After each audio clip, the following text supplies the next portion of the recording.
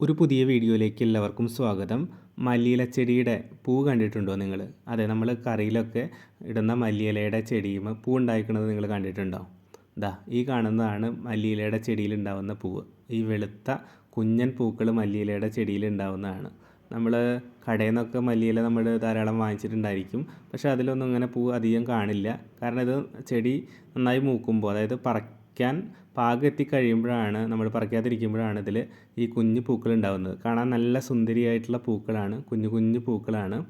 അപ്പോൾ അത് ഞാൻ വീട്ടിൽ നട്ടിട്ടുണ്ടായിരുന്ന മല്ലിയില ചെടിയായിരുന്നു. അത് ഞാൻ പറിക്കാൻ ഇത്തിരി വൈകി. അതുകൊണ്ട് ഇതിങ്ങനെ മല്ലിമ നിറയെ പൂക്കൾ, ഇങ്ങനെ കുഞ്ഞു കുഞ്ഞു പൂക്കൾ ഉണ്ടായിട്ടുണ്ട്.